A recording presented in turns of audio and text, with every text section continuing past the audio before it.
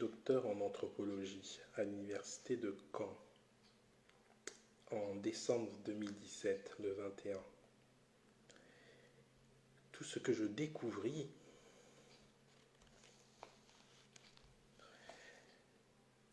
ce soir-là, c'est que je devenais officiellement chômeur. J'avais eu un certain talent dans la vie à différer les échéances. C'était une manière aussi de ne jamais renoncer à l'enfant que j'étais. J'avais fait de la fac la prolongation de mon espérance de jeunesse. 12 ans après, dans cette salle des actes de la maison de la recherche, où trépignaient tous mes proches, je le savais. C'était la fin de l'innocence. J'avais 33 ans et je percevais ce chaos séismé dans mon fort intérieur. Alors, on va traiter de mal noir ce soir. C'est le premier roman d'Elgas. Son premier texte était un récit. Je fais un coucou à Baselimbo, à Neugueneux. Encore un extrait. Vous allez sentir le style. Bonsoir Neugueneux. Les romans de mer m'apparaissaient comme des sanctuaires monumentaux de la littérature, des labyrinthes humides, rugissants, qui vous happent et vous plongent avec l'équipage.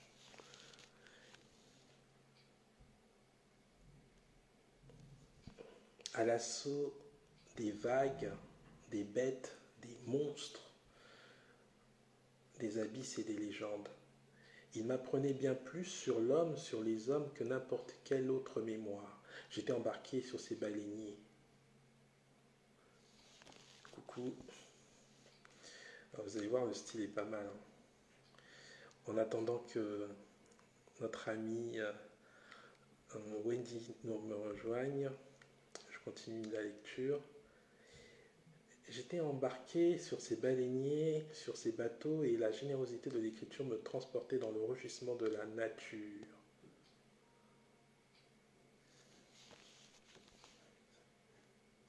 Mais les vrais écrivains font de bons... C'est connu, tous les anthropologues sont au mieux des écrivains ratés, mais les vrais écrivains font de bons anthropologues au long cours et sans l'air d'y toucher. Je sortais pourtant de la BU au poil honteux. Des centaines d'articles sur mon sujet téléchargés et jamais parcouru.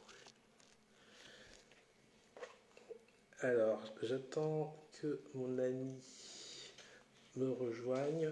Bonjour Anégus, merci pour ta présence, merci pour ton soutien. On a abordé le roman Mal noir d'Elgas, du Sénégalais Elgas, qui avait déjà publié un premier texte chez Présence africaine. C'était Un Dieu et des mœurs. Voilà, donc je vais faire une présentation. Alors, je vais inviter Chocolate Trading à nous. Et en fait,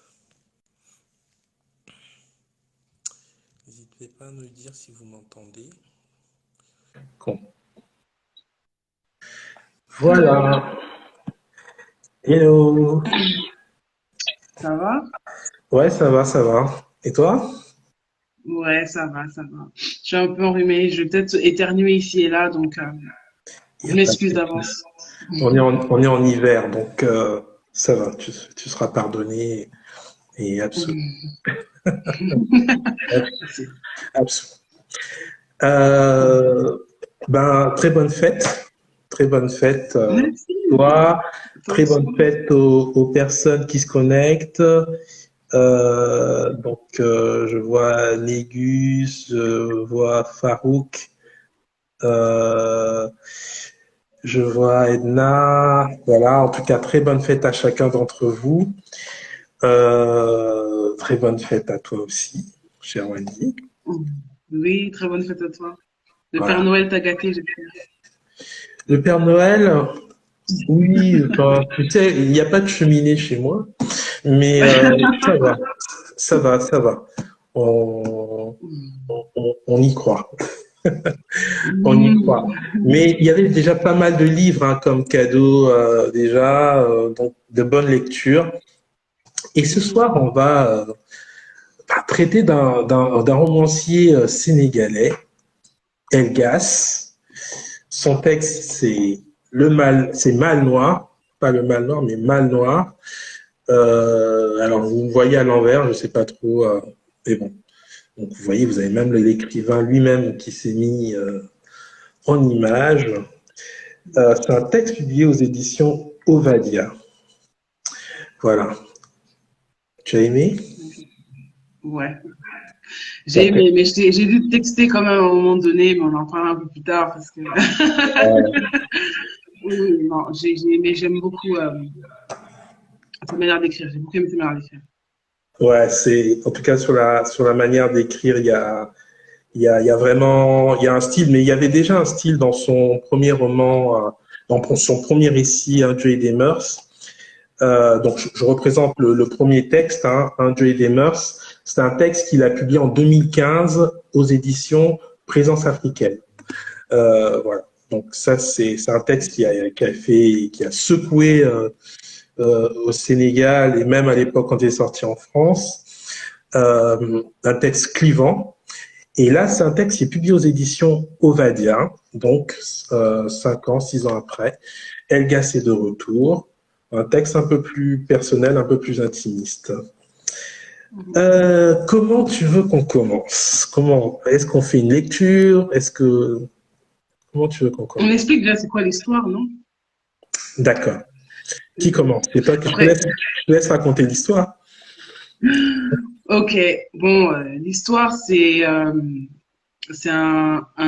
fait, on commence l'histoire avec un jeune homme qui vient au Sénégal et qui va soutenir sa thèse, en fait.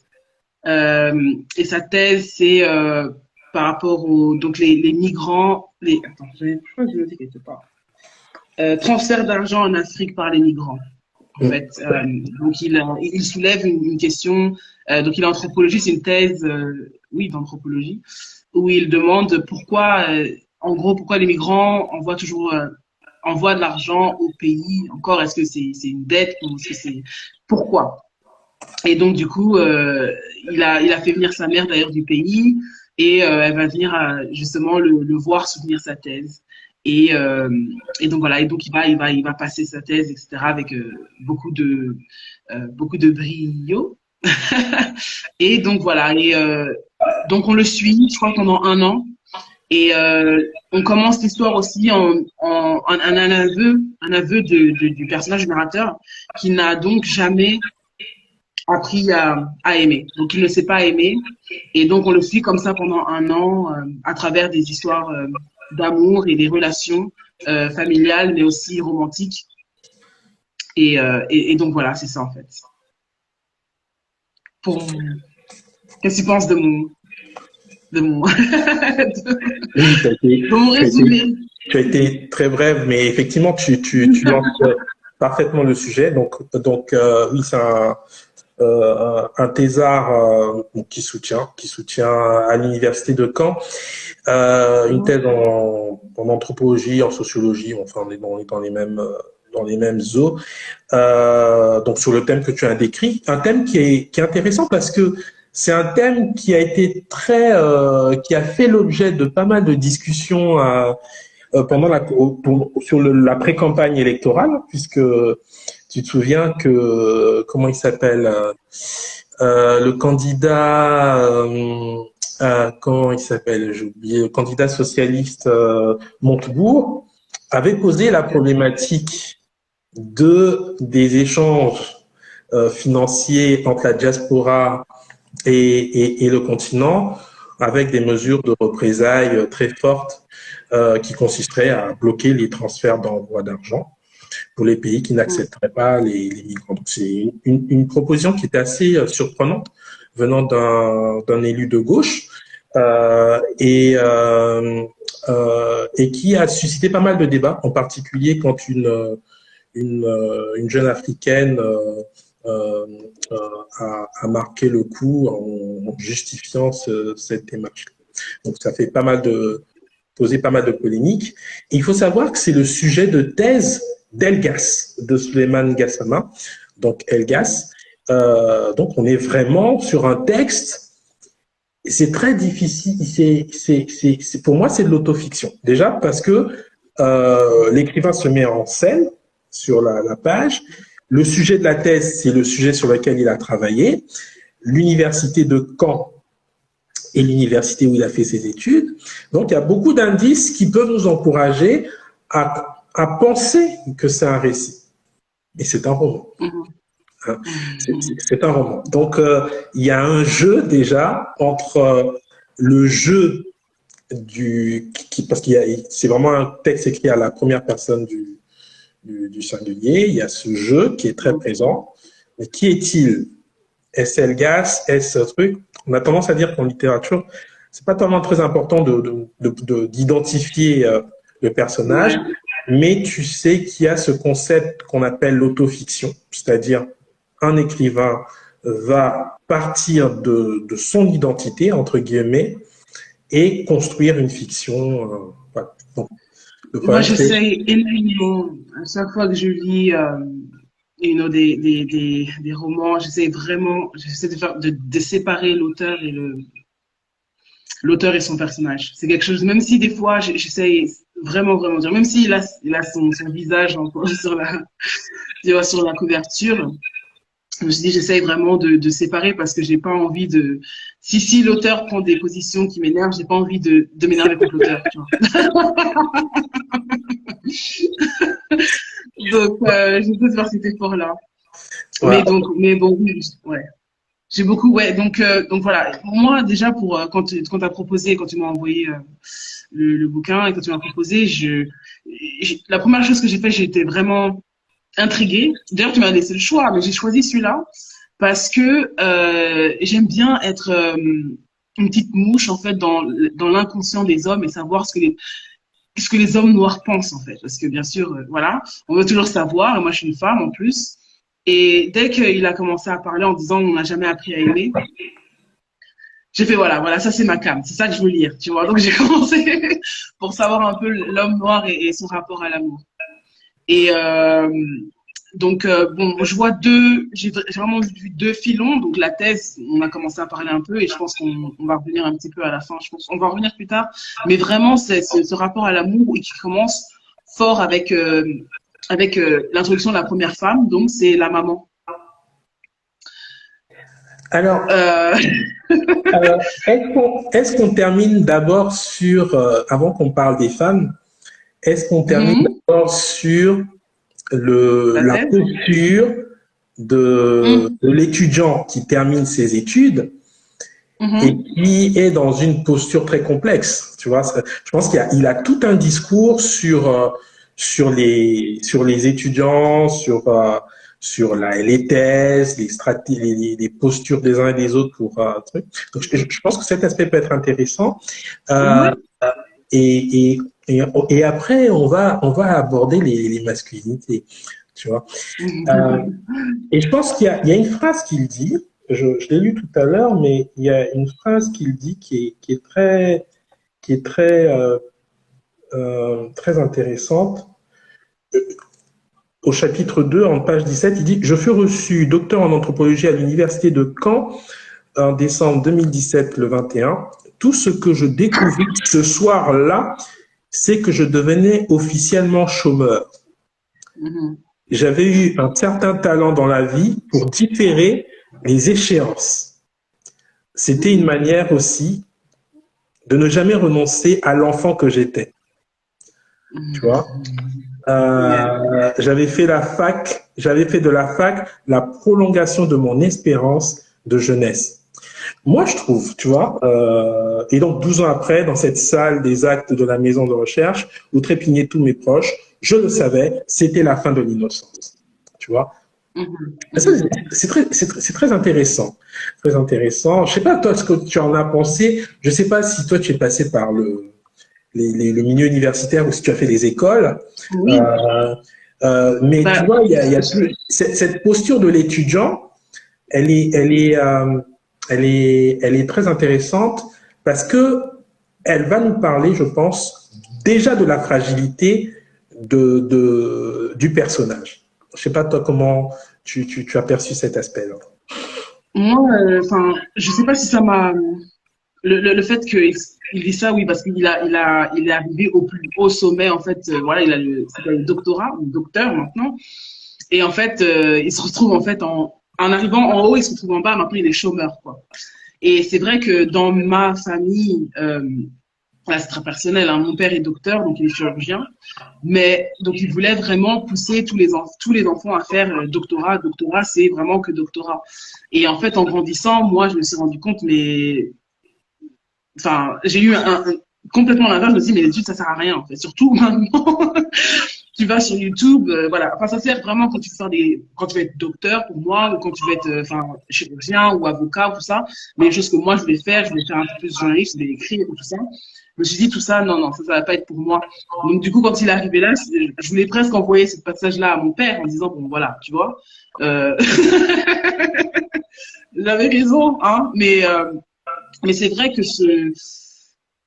j'ai pas envie de dire se cacher un peu dans les études, un peu, c'est quelque chose qui était assez intéressant, un peu pour, tu vois, on reste un peu sur le pays, on apprend, mais vraiment, en fait, oui, c'est un peu, on se cache un peu dans les livres, en fait. Et j'ai vraiment envie de voir que tout ce qu'il a appris et j'ai envie de dire que toute l'expérience que le narrateur a eue, finalement, c'était pas sur les bancs universitaires. J'ai l'impression que c'était vraiment sur ses petits boulots et les gens qu'il a rencontrés en dehors de l'école. Vraiment, j'ai l'impression que c'est ça euh, qui l'a plus nourri en tant que personne et en tant que, euh, voilà, pour pouvoir faire son petit bonhomme de chemin et arriver où est-ce qu'il est à la fin, plutôt que les bancs de l'école, quoi. Je pense que tu as raison et je pense aussi que euh, il, euh, il, il y a aussi la fragilité du migrant, entre guillemets, tu vois. Parce que la thèse lui offre une sécurité, tu vois. Et donc, c'est pour ça que, avant d'aborder la fragilité, parce qu'il rentre dans une phase ensuite très complexe, qu'est-ce qui va se passer après? Et je pense qu'il rit beaucoup de cet univers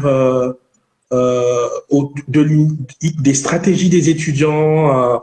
Et je trouve que c'est très courageux de sa part de pouvoir s'exprimer sur ces questions dont on ne parle pas. Euh, des étudiants qui sont obligés de renouveler, faire une deuxième thèse ou faire parce que en fait dans le fond c'est pas forcément le savoir qu'on veut accumuler, mais c'est parfois une stratégie pour pouvoir entre guillemets rester. Donc c'est très, il aborde ces questions et il se moque un petit peu de ces stratégies jusqu'à ce que lui-même il passe la thèse, tu vois. Donc je trouve que c'est très intéressant Attends, je crois parce que que ça parle de la fragilité de, de, de, de l'étudiant africain en France. Et ça j'ai trouvé ça pas mal. J'ai essayé de regarder mais alors, c'est vrai. je rappelle aux personnes qui veulent intervenir, n'hésitez pas à vous demander une invitation. Si vous avez lu ou si il y a un point qui vous intéresse, vous pouvez demander une invitation. Vas-y. Oui, je disais, c'est vrai qu'il y avait ça, mais à la fin, quand on le voit au milieu de toutes les autres personnes qui ont fait des thèses, j'avais l'impression que même s'il y avait cet enjeu-là de dire, OK, bon, bah, il faut quand même que je continue les études, sinon on va m'expulser, ils étaient tous super brillants. Les gens, toutes les thèses étaient super intéressantes. Ils étaient tous sérieux. Ils étaient tous beaucoup très engagés sur ce qu'ils disaient, etc.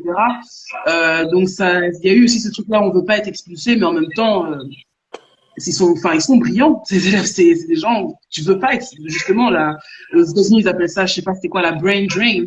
C'est des gens que tu veux garder, justement. Oui, Et absolument. j'ai beaucoup aimé ça. Voilà. Donc il y a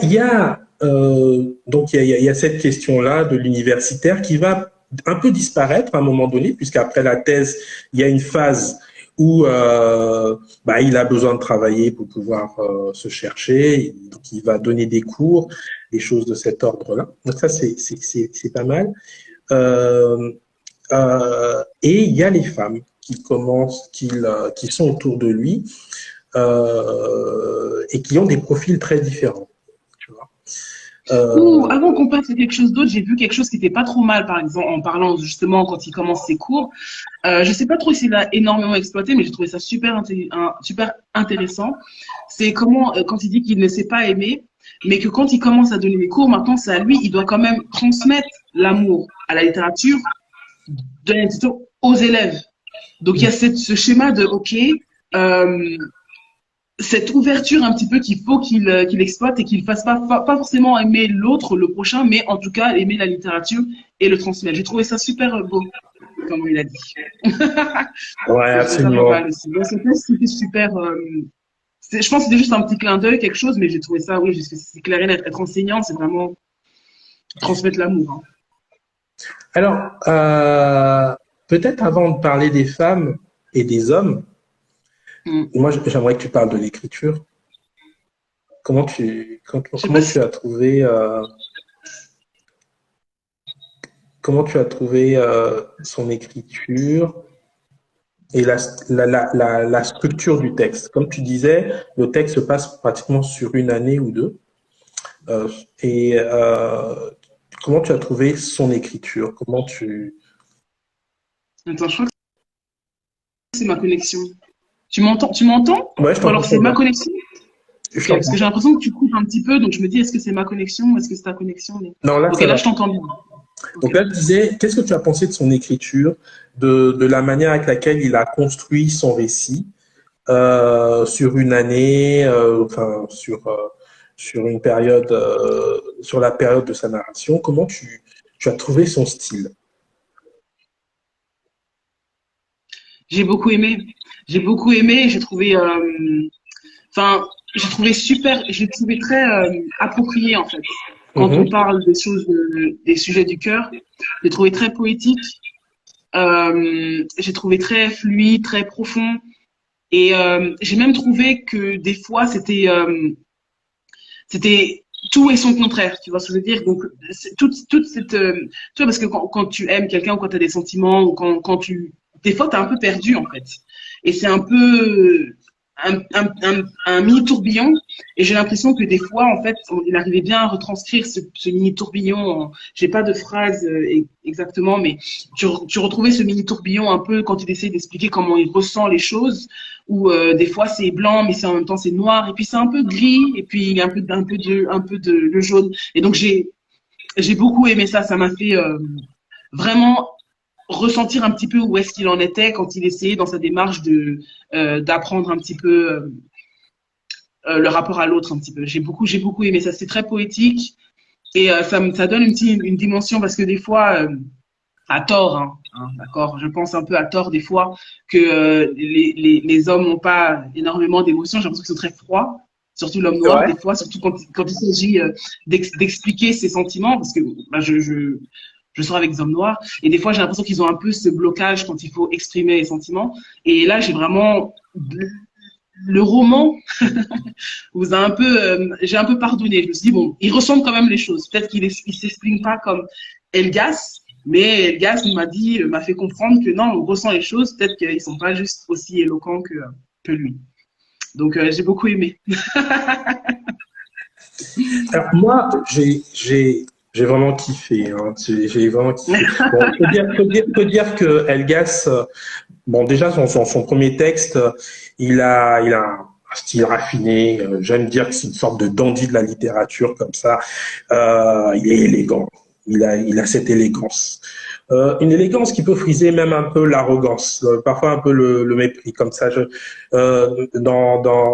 Parce qu'il utilise, il parle des choses avec beaucoup d'ironie, tu vois. Donc même quand il regarde la condition des étudiants, c'est un peu ça. Mais quand il parle des femmes aussi, il a un regard qui est une sorte de vérité comme ça qu'il exprime, qui peut surprendre parce qu'on s'attend pas à ce qu'un homme s'exprime En tout cas, dans le contexte de la littérature africaine, ça va être un texte qui va être particulier parce que la sensibilité et en même temps cette forme de distance qu'il met, il y a un jeu, un va-et-vient qui est très intéressant dans son écriture, que moi j'ai beaucoup aimé.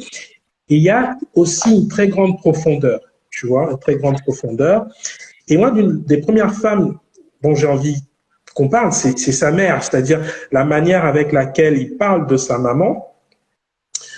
Elle est très intéressante, en sachant qu'il en parlait déjà dans son premier texte. Donc, il a une relation complexe avec sa mère. On voit que quand sa mère vient le soutenir à la thèse, il y a une sorte de tension comme ça entre les deux. Donc on sait que la relation est compliquée, mais il arrive à la traduire, il arrive à traduire les sentiments qu'il ressent, des choses qui sont très difficiles pour un enfant, ou en tout cas un homme vis-à-vis de sa mère. Enfin, en Afrique, c'est très difficile de l'exprimer comme ça. Je ne sais pas, toi, comment tu as vu sa relation avec sa maman dans les différentes étapes du roman, à la thèse, mais ensuite un peu plus tard dans les relations plus ou moins d'argent et autres. Comment tu as vu? J'ai compris, enfin j'ai compris à ma manière parce que je sais que bon déjà la manière d'exprimer parce que même quand parce que en gros sa maman à un moment lui explique vraiment que voilà enfin bien sûr que si enfin je t'aime voilà nous on n'est pas comme les blancs, on n'est pas là à s'embrasser, à se faire des câlins tout le temps, mais voilà je t'aime parce que voilà je t'ai éduqué, je t'ai tout ça et même quand elle lui dit ça finalement au lieu d'être touchée, il y a toujours cette petite distance. Ça va mieux entre eux, mais il y a toujours cette petite distance. Et moi, cette petite distance-là, je l'ai vue comme ses mœurs commencent un peu à changer, dans le sens où il est maintenant dans un milieu occidental. Donc, sa mère est très traditionnelle. Voilà, bon, il faut que tu m'envoies mon argent tranquillement, parce que c'est normal. C'est voilà, je t'ai fait, c'est une dette, c'est normal. Voilà, comme mes parents le font, hein, comme ma maman le fait quand je viens là, voilà. Il faut donner, c'est normal. Mais maintenant, il est dans des milieux où on lui dit où il se dit, mais pourquoi en fait je dois donner? Parce que même lui, il serre la ceinture, là où on le voit, là. Là où il donne, là. C'est pas facile tous les jours. Et donc, du coup, il se commence à remettre un petit peu en question.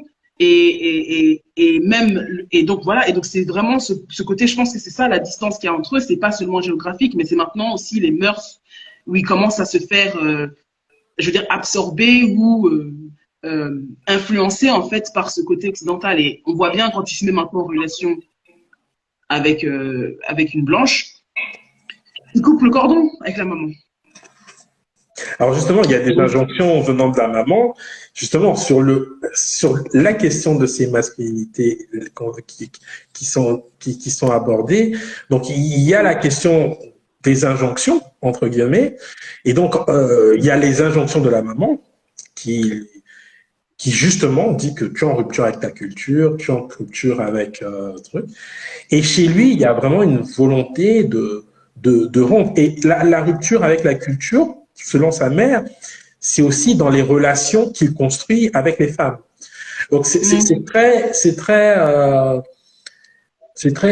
brutal en fait. Il y a beaucoup de brutalité parce que lui, il veut exister, il veut affirmer sous sa posture. Et face à lui, il a une femme de caractère aussi, qui ne cède pas. Donc, et plus que ça, en fait, ce qu'il fait, parce qu'il est anthropologue, donc en fait, tout ce qu'il fait, c'est qu'il questionne. Et même dans le questionnement, il y a une sorte de rébellion, parce que normalement, tu questionnes pas, ta maman te dit quelque chose, mais lui, c'est comme ça qu'il a, c'est ça ses études, c'est pour questionner tout, et là, il est en train de questionner tous les mœurs. Et donc, je pense que cette distance-là, c'est ça qui est entre eux. Après, je pense qu'il aime sa maman quand même. Je pense qu'il aime sa maman et sa maman l'aime. Mais il y a cette rupture de, ok, quand tu questionnes tes parents disent, bah, tu m'aimes plus en fait. Parce que tu me crois plus et tu m'obéis plus, donc tu m'aimes plus. Mais lui, il se dit, non, mais c'est pas ça en fait. Je pense, c'est comme ça que je l'ai un peu pris leur relation. C'est un peu bon, l'ancien, okay, le nouveau. Bah alors, ce truc de ne pas savoir aimer, que dans la société, il le disait déjà dans son premier texte. Mhm. En gros, c'est comme si dans la société dans laquelle il a grandi, on n'apprend pas à aimer, on n'apprend pas. Bon, moi, je suis un peu. D'abord, moi, ça me pose un problème. D'accord? Ouais. Ça me pose un problème parce que. Mais il est plongé dans la littérature. C'est-à-dire, s'il n'a pas eu dans le cocon familial les éléments. Mhm. Alors, j'ai l'impression que l'écrivain est connecté. Si l'écrivain est connecté, qu'il nous le dise parce qu'on peut la faire intervenir dans... Oh. Mais bon, donc, voilà, enfin, rien qu'à partir de la littérature, l'une des raisons de la littérature aussi, c'est de nous plonger dans ces expériences-là.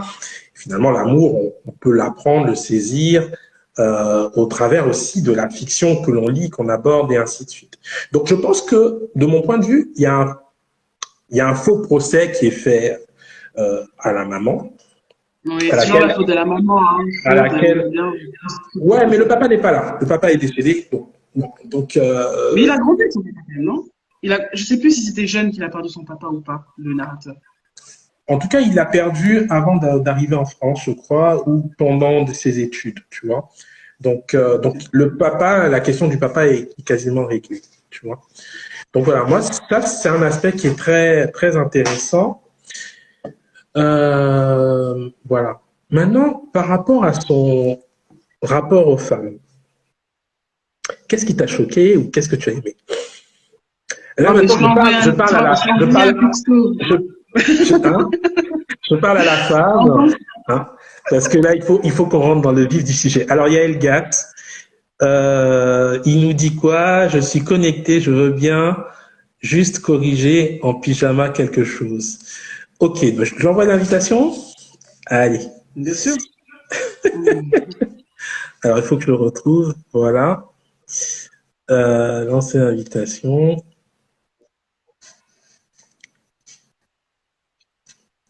Et voilà, l'écrivain va nous rejoindre. Donc, voilà.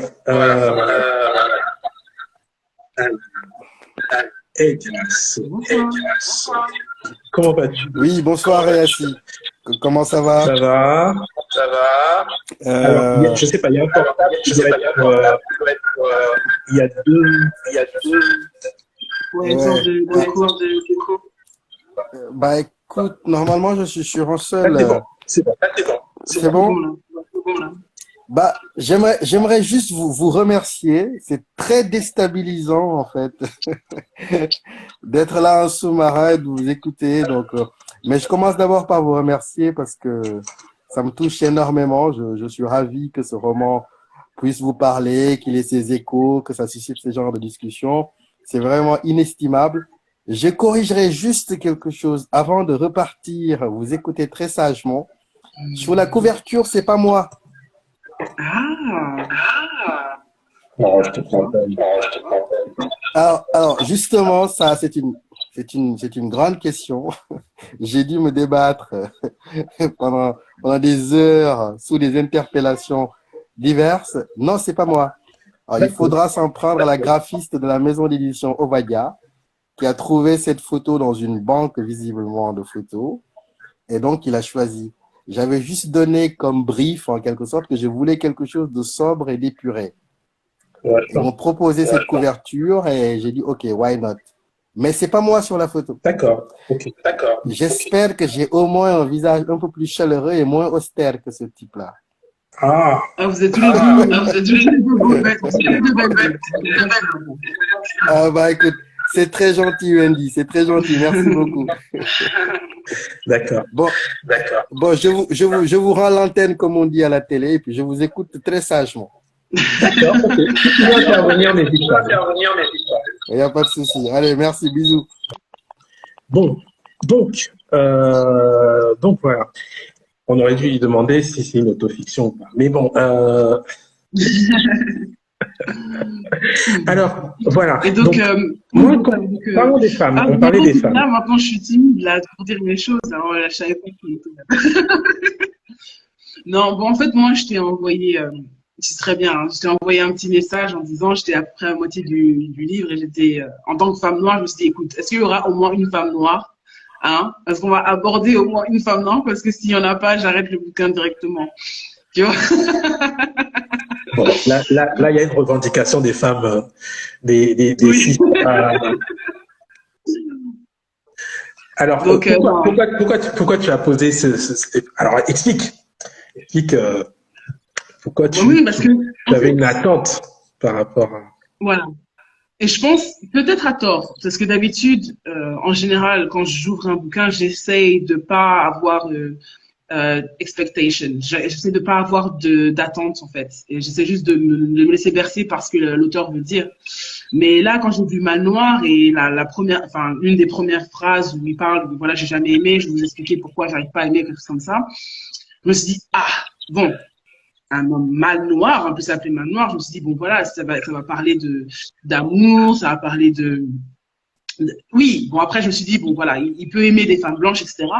Mais quand on arrive à la troisième personne, et qu'on est là, c'était toutes des blanches, voilà, je me suis dit, est-ce qu'on va être exclu dans un récit d'amour d'un homme noir? Est-ce que la femme noire va être exclue? Ce serait vraiment triste et très dommage, tu vois. Bon, après, tu m'as rassuré. Du coup, j'ai fini le bouquin. Mais, Tu aurais arrêté oui, si je t'avais dit qu'il n'y avait pas de femme noire dans le texte. Ah ouais, ah, oui, vous êtes radical, hein. Ah, vous êtes en colère.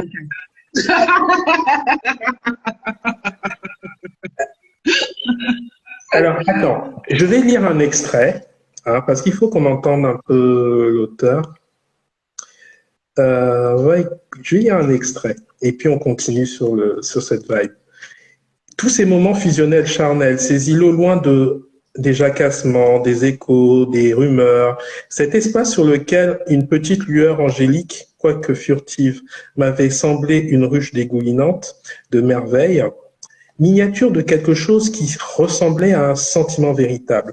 Leur accumulation, la valse des partenaires, le bonheur du changement, la richesse du tableau de chasse étaient ennoblis par une signification palliative que je leur donnais. J'étais incapable de dévotion, de saisir l'unicité inaltérable des êtres, les envahir totalement de mon amour, incapable de ce qui serait une garde baissée, un partage réel, les yeux fermés, l'abandon, une acceptation de la perte de soi, de la confiance en l'autre. Ce que j'aimais dans l'acte de faire l'amour, c'était encore moi-même. Grand Seigneur qui se mêrait au corps des amantes, faire plaisir, faire jouir, objectif que j'avais en vénération, ne devait être que la propre contemplation de moi-même. Je soignais mon mal-amour en étant un amant surinvesti. Bon, je m'arrête là. Donc, tu vois, c'est vraiment quelqu'un qui est vraiment centré sur lui-même dans cette phase. Et ça explique aussi hein, cette question de comment aimer. Hein. Et je pense qu'il y a... Alors, on peut poursuivre sur les femmes qu'il rencontre. Et j'ai l'impression justement que dans les femmes qu'il rencontre dans un premier temps, il est dans ce rapport très distancié, tu vois. Un rapport qui est lié à la performance. Très important, la performance. Oui, parce que... Mais c'est pour ça, il y a une scène en particulier quand il a perdu ses moyens, et que c'était pas souvent, et c'est quelque chose qui l'a vraiment touché, le narrateur. Et moi, je me suis demandé, mais pourquoi ça le touche autant? Après, je me suis dit, je suis pas un homme, peut-être que c'est vrai que c'est important, etc. Mais si c'est la première fois, si c'est un petit peu, pourquoi ça le touche autant? Pourquoi il a été tellement, il tremblait, tout ça. Qu'est-ce qui se passe? Parce que c'est juste une fois, mais c'est vrai que dans son rapport, et on comprend bien avec le passage, dans son rapport, il associe justement cette performance à l'amour et que juste le moment où c'est un petit peu ébréché, et ben dans sa tête, il se remet en question complètement en fait.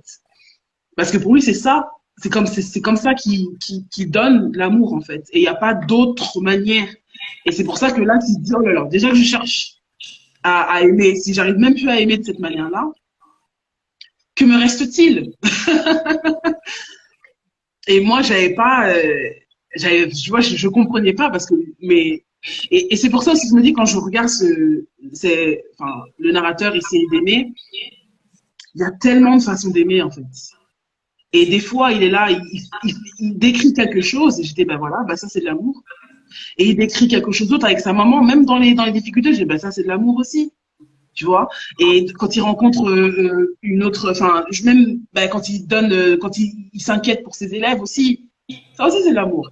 Non, mais tu es dans, enfin, là tu es gentil, tu es gentil. Dans le rapport à, écoute, bon, il a une panne au moment, une panne sexuelle, avec une de ses conquêtes, une relation très douce d'ailleurs, hein, avec la mère d'un de ses élèves. Il a une panne, tu vois, et le moment était très préparé, et il faut quand même, quand tu vois cette scène, la femme qui est face à lui fait preuve d'une indulgence remarquable, hein. Mais pour lui, en tant qu'homme... Les hommes ne réagissent pas comme ça. Hein? Pardon? Les hommes ne réagissent pas comme ça. D'habitude, on n'est pas indulgente. Pour moi, cette scène était tellement... mais ça, c'est la grande question qui est posée à tous les publics. Hein? C'est toute la question et ainsi de suite. Parce que elle pose une problématique. Parce que j'ai lu un extrait qui montre la nécessité dans sa vision de l'amour, dans la vision du don qu'il a et et dans son narcissisme, donner est important. Oui. Donc, s'il n'arrive pas à donner, ça remet en cause ce qu'il est en tant qu'homme. Tu vois, il en parle, je pense, assez bien, et c'est pour ça que cette panne, elle le déstabilise, et il a comme besoin de se reconstruire là-dessus. Mais je comprends. Donc, du coup, moi, en tant que femme, quand j'ai vu ça, tu vois, ça m'a fait plaisir parce que vraiment, c'était ça. J'étais vraiment comme une petite mouche dans la tête des hommes parce que, en tant que femme, ça arrive. Et donc, au contraire, quand ça arrive, pour nous, on se dit pas, on se dit pas qu'il ne peut pas nous plaire, c'est plus un questionnement sur nous-mêmes, nous les femmes. D'ailleurs, il a vu à un moment, je crois qu'il voit dans ses yeux qu'elle se remet un peu en question. Elle se dit, est-ce qu'il me désire? Est-ce que c'est moi le problème? Est-ce que tu vois? Donc, quand quelqu'un a une panne comme ça, lui, il se dit, tu vois, cette danse, moi, dans ma tête, moi, je me suis dit, voilà, mais ce décalage qu'il y a entre ce que la femme pense et ce que l'homme pense, ça m'a vraiment plu parce que du coup, je me suis dit, moi, je suis perdue dans mes pensées en tant que femme, mais en fait, tu dis pas que l'homme se dit, il n'arrivera pas à dormir, quoi. Il restera réveillé parce qu'il se dit, non, il y a quelque chose qui va pas, il faut absolument que, voilà, que comment on dit ça, deliver, que je donne, voilà. Mais, ouais, j'ai trouvé ça intéressant, mais est-ce que c'est vraiment ça? Est-ce que c'est ça? Enfin, il évolue hein, dans le livre. On va voir que dans l'abord des autres personnages masculins, cette dimension est très importante. Alors, il y a une question qui est posée, il y a deux questions qui sont posées par Ramatoulaye. N'hésitez pas, excusez-nous, hein, parce que moi, je vois pas très bien les questions. Donc, Ramatoulaye pose la question, le titre en dit long, l'homme est-il finalement qu'un mâle? Sa valeur sa valeur a toujours été basée sur sa virilité et son endurance. Fausse perception. T'en penses quoi, toi? Et puis, est-ce qu'il y en a d'autres personnes qui veulent... Enfin, est-ce qu'on est dans le monde des bisounours ou véritablement c'est secondaire? Je sais que c'est une bonne question qui est posée là. C'est vrai que le choix du mâle noir, parce qu'il n'a pas dit homme noir, vraiment mâle, c'est vrai que ça renvoie un petit peu à la virilité. Et c'est vrai que dans le bouquin, il est aussi comment dire, mentionné en fait, tu vois, ce rapport que voilà, l'homme noir, surtout avec Basile, on attend de l'homme noir d'avoir cette virilité-là tout le temps en fait. Et c'est vrai que ça peut être quelque chose. C'est vrai que je peux vraiment poser la question par rapport au titre mal noir et cette virilité. C'est vrai que t'en penses quoi par rapport à ça? Je suis un mâle noir, dans le sens où on se pose la question et sur le rôle. Donc c'est vraiment c'est en cela que ta question posée par Elgas, elle est intéressante parce que l'homme noir a été renvoyé souvent à même la femme noire aussi, hein, à une forme de bestialité et à une nécessité de performance dans ces domaines-là. Et je pense que dans le voyage qu'il va entreprendre, puisqu'il va aller à Nice, rencontrer son tuteur, Jitok, et là il va explorer un petit peu la masculinité ou la virilité de ce personnage, de cet homme qu'il a encadré, un fonctionnaire sénégalais qui est venu s'installer en France et qui a été confronté au racisme et qui a été confronté à cette question-là de sa masculinité. Il va rencontrer Basile aussi, donc c'est aussi une question qui est posée par Ramatoulaye, c'est-à-dire d'où sort Basile en fait, comment il en est arrivé là. Alors tu as envie de parler de Basile un petit peu, parce que c'est un cas particulier. Ouais, mais en fait, avant de parler de Basile, par rapport au titre, et c'est vrai que Mal Noir, ça fait quand même très bestial. Et moi, je me suis juste dit, c'est juste en opposition par rapport à son écriture qui est super élégante, super recherchée, super profonde, super fine. Donc, je me suis juste dit que c'était juste une sorte d'opposition qu'on a, tu vois, cette petite photo, et on a le titre, et en fait, on rentre dedans et on voit que c'est un peu, j'ai envie de dire, l'opposé. Tu vois, en rentrant dans sa psychologie. C'est comme ça que je l'ai vu plus qu'un appel un renvoi à cette virilité. Mais Basile. Basile. Basile. Excentrique. Bon, déjà, j'aimerais que tu parles de la relation du narrateur avec Basile, parce que c'est une relation qui est quand même assez étonnante. Oui, déjà, Basile, en tant que personnage, j'étais un peu, j'ai pas envie de dire choquée, mais un petit peu choquée, en fait, de ce personnage-là. Et je l'ai trouvé très, plus qu'excentrique, mais tourmenté. Donc, le rapport que le narrateur a par rapport à Basile, c'est le rapport que j'aurais. Je pense même pas que je serais rentrée un peu plus proche de lui, parce que quand même, le narrateur est quand même assez curieux, donc il s'est rapproché de Basile, vraiment aller dans les escarpades, etc. Mais vraiment l'extrême, en fait, de la virilité, de ce qu'on attend l'homme noir. Et je comprends pas vraiment sa démarche à Basile. Parce qu'il est même pas payé pour faire ce qu'il fait. Donc, je sais pas, toi, tu le vois comment, Basile? Est-ce que tu le comprends? Moi, j'ai juste vu que c'était juste de l'excentrisme et j'ai juste vu que le narrateur ne se reconnaît pas en Basile et de ce fait, il n'est pas Basile. C'est comme ça que j'ai vu. J'ai vu qu'il n'était pas. Oui, mais il est fasciné par Basile. J'ai trouvé que le narrateur était fasciné par Basile.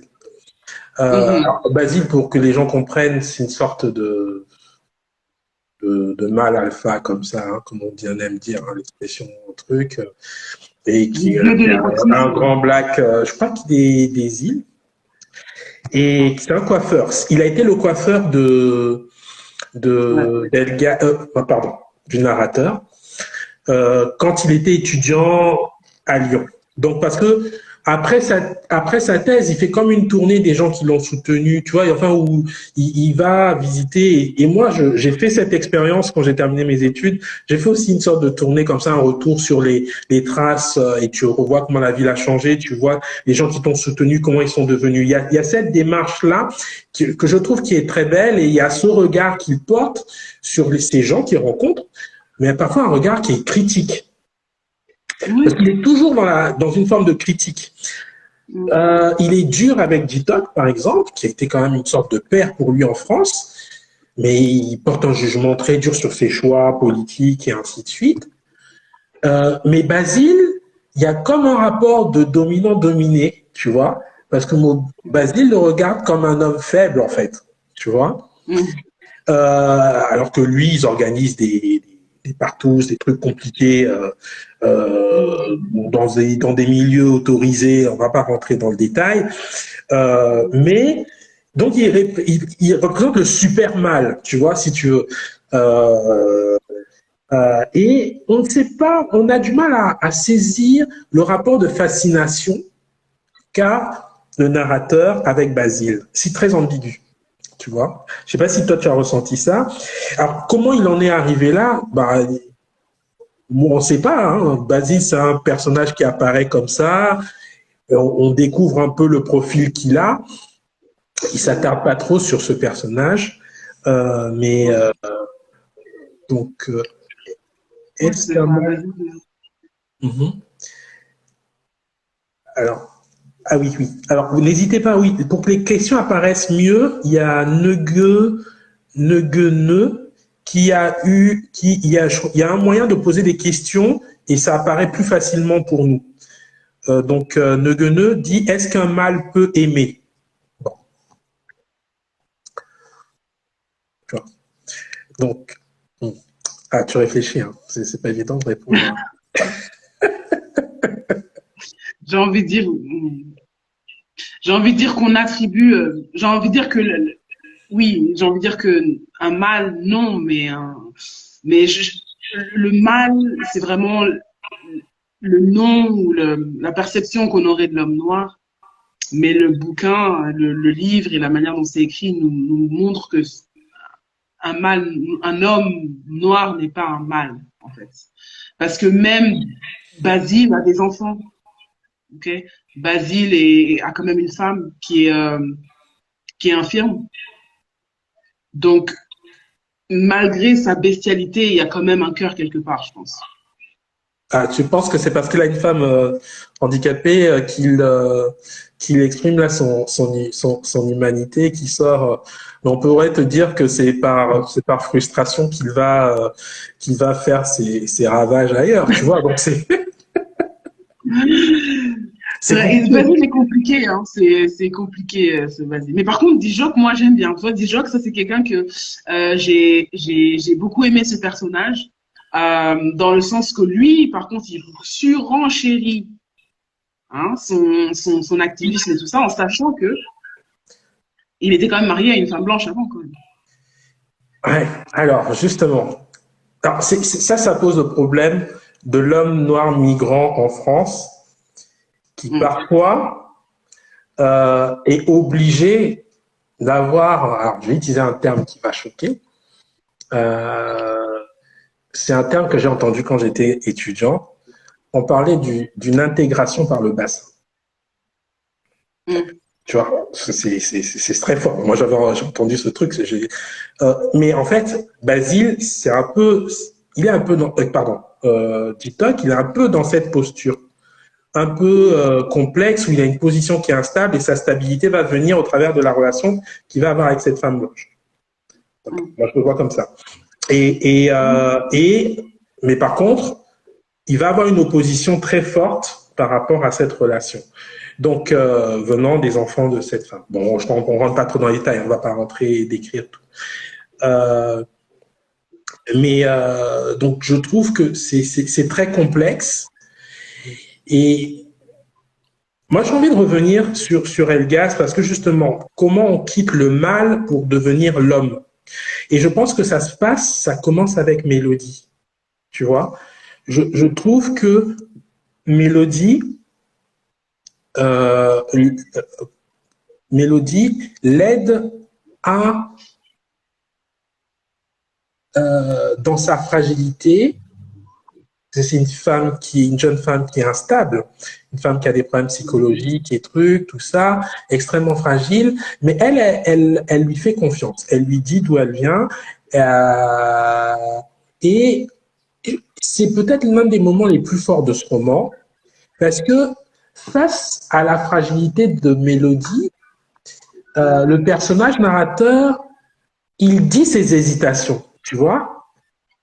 Il dit que ça risque d'être, je crois qu'à un moment donné, il dit que ça va être un boulet, tu vois, mais, j'ai l'impression que le don qu'elle lui fait en lui exprimant sa fragilité, ça va être le moyen pour lui de pouvoir aller vers une autre dimension de ses relations avec les femmes. Moi, je suis pas d'accord avec le narrateur. Vas-y. Non, je suis pas d'accord avec le narrateur. Je suis pas d'accord avec le narrateur parce qu'en fait, moi, je pense qu'il a réussi à s'ouvrir à Mélodie. Ouais.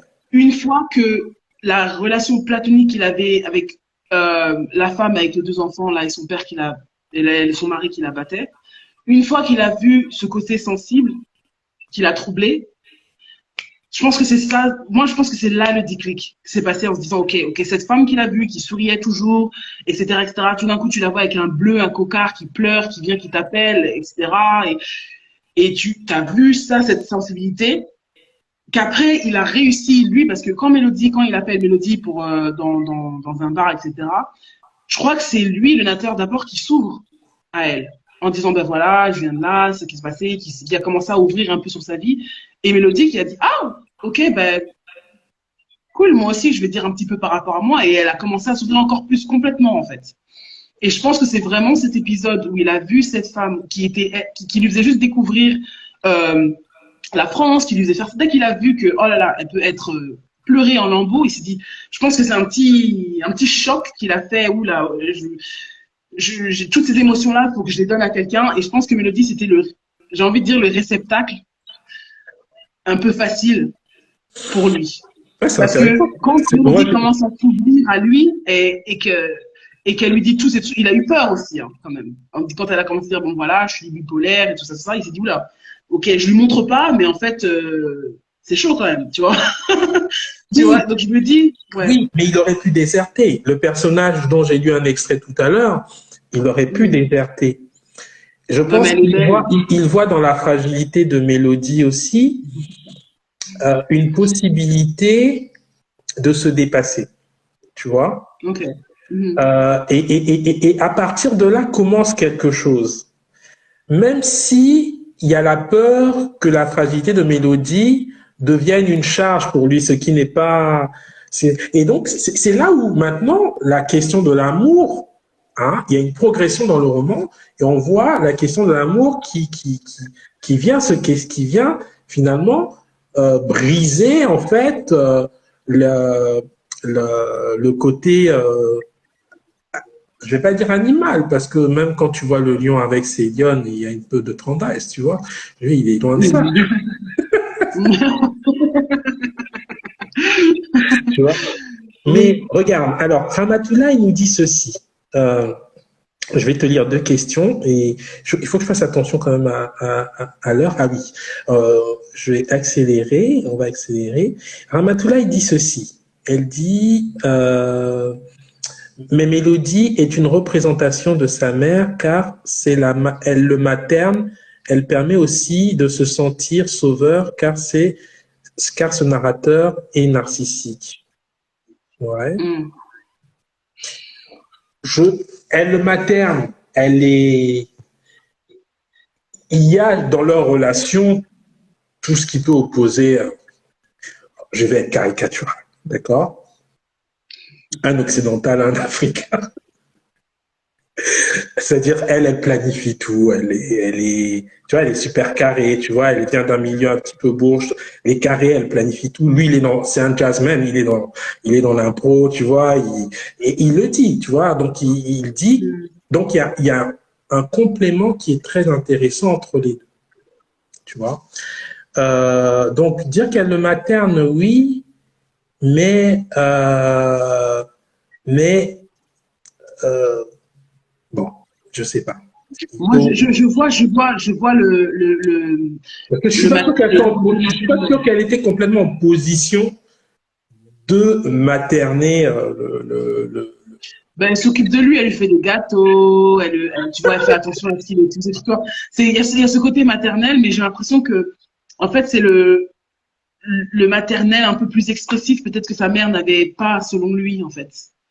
Parce que c'est beaucoup plus évident, en fait.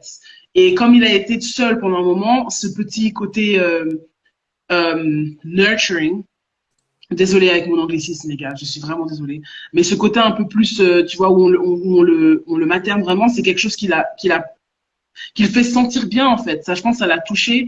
Et, mais après,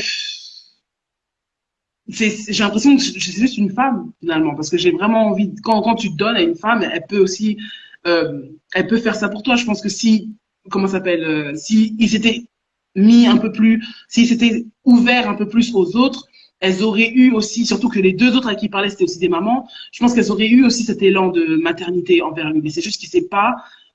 Donc il est touché par quelque chose qu'on lui donne, mais elle te donne parce que tu lui as permis de donner. Les autres, tu leur as pas donné la chance de te donner ça.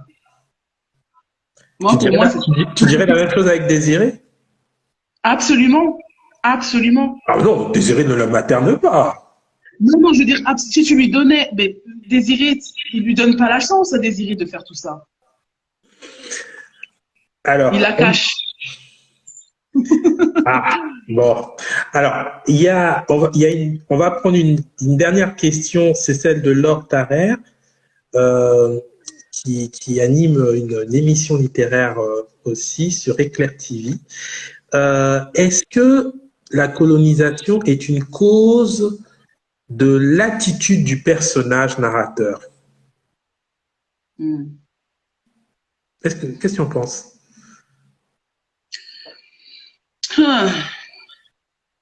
Colonisation. En tout cas, est-ce qu'il en parle? Est-ce qu'il en parle? Est-ce qu'il fait une analyse pour expliquer? Moi, j'ai l'impression qu'il dirait plutôt non, c'est la culture sénégalaise qui explique que les hommes ne savent pas aimer. Tu vois, bon, là, je dis, je vais me faire allumer, mais il faut aller régler vos comptes avec tes pères derrière. Colonisation dans le sens où tu es exposé à la culture du colonisateur, peut-être. Et donc, du coup, tu te poses des questions par rapport à comment les choses sont faites de là où tu viens et comment les choses sont faites là où tu es. Je dirais peut-être. Bon, moi, je pense que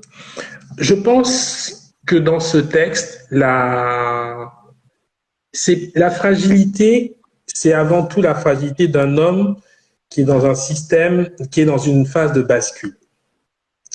Et qui, dans la phase de bascule, tout est questionné.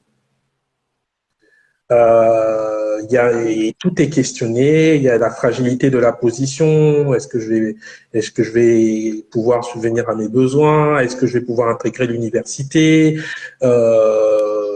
Et les femmes qui sont des personnes. Il faut comprendre aussi que les hommes se construisent au détriment des femmes.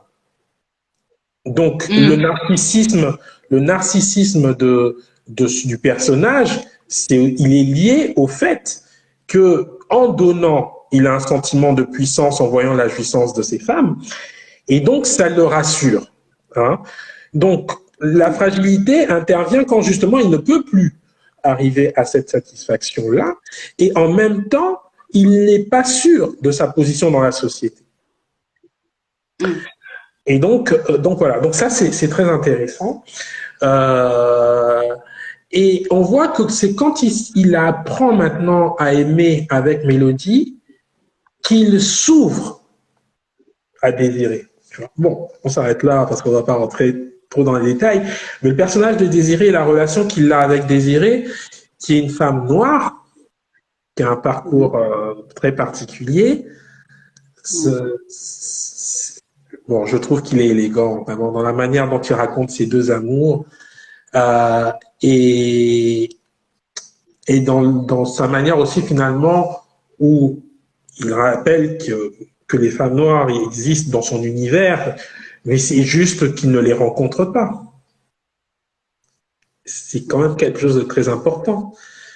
Les femmes noires qu'il rencontre, comme la femme de Jitok, ne correspond pas à l'univers qui est le sien.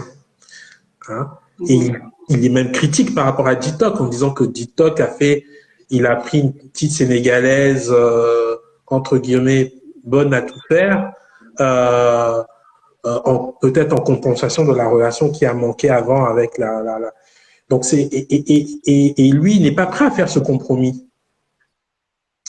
Donc je trouve que ça, c'est très intéressant de la manière dont il construit sa relation avec Désiré et finalement la manière avec laquelle il est en train de construire aussi sa trahison. Donc voilà, bon, on ne peut pas rentrer trop dans le détail, je pense qu'on a donné beaucoup d'éléments au lecteur. J'ai beaucoup aimé le personnage de Désiré en tout cas, parce que je pense qu'elle a beaucoup dit, elle le secoue un peu en fait dans sa manière de penser, dans sa manière de ne pas penser à la femme noire. Et je trouve que c'était très très très très bien fait. C'est pour ça que j'aime beaucoup le personnage de Désiré. Je pense que tu es plutôt quoi? Tu es plutôt team Désiré ou plutôt team Mélodie, hein? Et Ramatoulaye nous dit, attention, on dirait qu'il y a un jeu sur les prénoms, hein. Désiré, Mélodie. Ouais, moi je suis team Désiré, tu sais déjà. Oh là là. Toi-même, tu sais. Oh là là. Ça, c'est le lobby pro-black. C'est le lobby pro-black, là, les sistas qui disent c'est pas normal que ces jeunes cadres africains qui vont vers des jeunes femmes blanches, tout ça. Je pense que c'est la solution de. J'avais l'impression de dire que c'est un peu la solution de facilité, Mélodie. Même s'il y a quelque chose, même si ils sont un peu interdépendants, etc. Et je sais que Mélodie a son passé, mais je pense que Désiré, comme il disait, Mélodie lui a donné quelque chose, lui a donné le cœur, et puis Désiré lui donne des ailes à son cœur, tu vois. Ouais, mais sans Mélodie, il n'y a pas de Désiré. En tout cas, tel que c'est construit. Oui, donc remercie Mélodie et avance. Voilà, c'est tout. Où est le problème? Non, je pense qu'il se sent. Alors c'est vrai, il se sent redevable. Tu vois, oui. Il se sent redevable de ce qu'il a découvert. Et je pense que moi, si tu veux avoir mon avis sur la posture de Mélodie, et c'est là maintenant je pose une problématique. Bon, on va s'arrêter après parce que on va excéder. Mais je pense que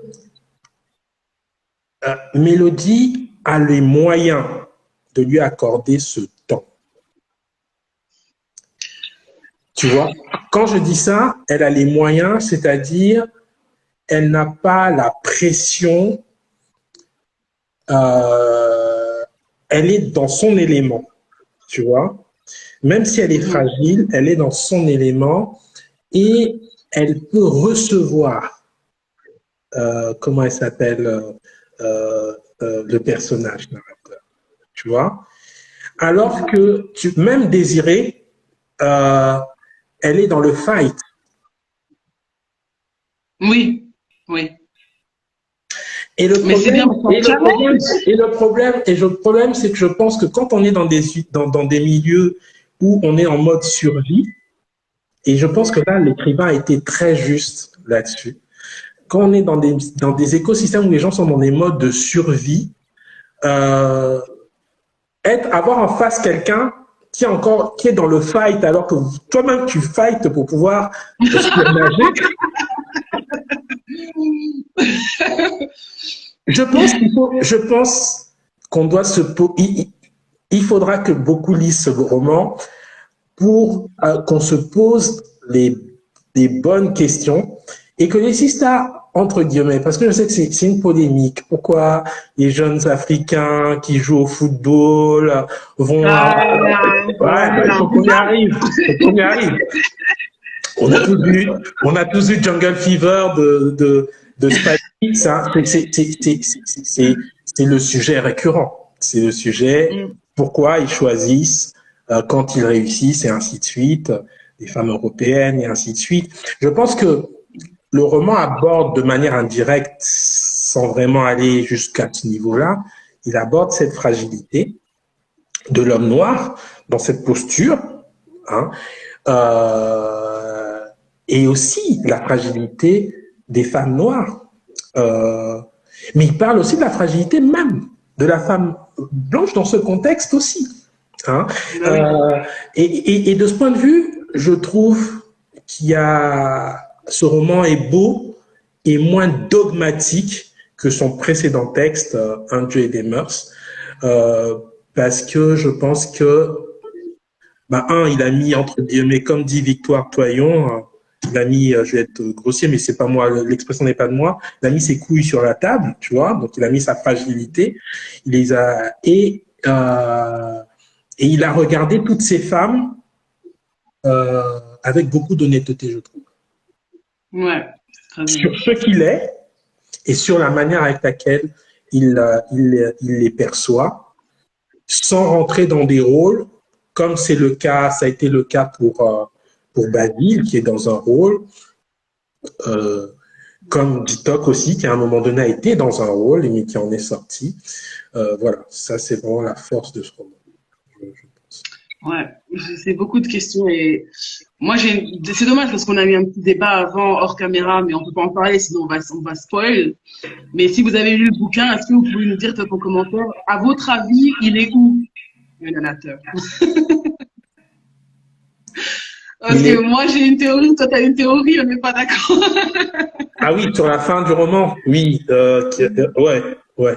Mais c'est une fin ouverte. Question ouverte. Peut-être qu'il est. Peut-être que l'auteur peut nous dire la réponse parce qu'on n'est pas d'accord du tout. Il y a pas mais il peut être dans le fleuve aussi. Hein. Donc bon, en tout cas, je suis choqué. Hein. Oui. Voilà. Ouais. Écoutez, bon, vous comprenez que c'est un roman qui nous a. On en parle, on pourrait en continuer de parler parce qu'il y a beaucoup de sous-thèmes, beaucoup de possibilités. Comme je l'indiquais, c'est un roman où on veut plus de romans comme ça en fait, parce que dans le fond, cette fragilité qu'il arrive à exprimer, elle fait écho à des fragilités qu'on n'exprime pas. Hein. Et peut-être que dans le secret du roman, même si certains peuvent s'exprimer comme on le fait là, mais d'autres vont peut-être entendre des choses. Que l'homme noir n'est pas forcément obligé d'être en surreprésentation. Moi, je valide pas la thèse du fait qu'il ne sait pas aimer ou qu'il n'a pas eu les ressources pour savoir aimer. Bon, mais c'est son histoire, c'est ce qu'il raconte. Moi, j'estime que pour un homme qui est versé dans la littérature, tu as suffisamment de moyens de t'évader pour voir ce que c'est. Est-ce qu'on a besoin de recevoir forcément de ses parents? Mais bon, peut-être que je suis dans un jugement, tu vois, peut-être que je suis un peu sévère. Non, mais je suis d'accord. Je suis d'accord. Quand je lis le bouquin et qu'il soit là, je sais pas, et j'ai envie de dire, mais moi, je vois juste un homme qui déborde d'amour, justement. C'est ça que je vois tout le temps. C'est juste un peu pour lui-même. Tourbillon. Je trouve. Moi, je trouve qu'il est important. C'est important l'amour pour soi. Oui, c'est vrai. Voilà. Mais je vois juste un tourbillon parce qu'il y a plusieurs amours, quoi. Donc, je vois juste quelqu'un qui tourbillonne un peu et qui se dit, parce que il y a l'amour stable, t'as aussi l'amour, il y a beaucoup, beaucoup d'amour et je vois qu'il va dans tous les sens et il se pose beaucoup de questions. Et même le fait qu'il soit en quête de savoir aimer, je trouve que ça montre bien qu'il a cette sensibilité à l'amour, en fait. Donc, voilà. Écoute, que dire d'autre? Peut-être une dernière lecture? Vas-y, je te laisse.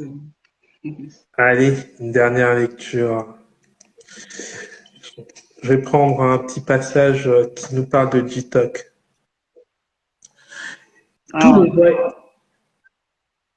Vas-y. Tout le voyage du retour, j'avais été d'une humeur bancale, prostré contre la vitre de ce grand train populeux. Mélodie vint me chercher à la gare et à mon arrivée. Je la trouvais si belle sur le quai de la gare de Marne-la-Vallée. On se serra fort. Les quelques jours de vadrouille, le manque, tout l'avait rendue encore plus gracieuse. Durant le trajet dans le RER, je lui expliquai ma relation à Jitok. Elle me parla de son père, de ses sœurs, de sa grand-mère et de son stage qui approchait. Sur le chemin, elle s'arrêta prendre de la farine, des œufs et du sucre à la supérette. Une fois arrivée, elle fit un 4 quarts. C'était bien la première fois que la pâtisserie s'invitait chez moi. La sensation fut bizarre. On m'avait attendu sur un quai. L'odeur chaude du gâteau sortait du four et parfumait la pièce. Cela me troubla presque. J'étais bien infoutu de savoir ce que j'éprouvais pour Mélodie. Mais entre toutes choses inexprimables, elle me rassurait, c'était déjà inestimable. On dégusta le gâteau, on fit l'amour, on dormit dans les bras l'un de l'autre, la fenêtre entrouverte.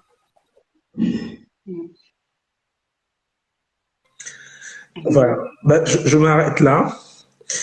Bon, je suis pas team Mélodie, hein. Je suis pas team Mélodie, mais voilà. Je prends pas parti.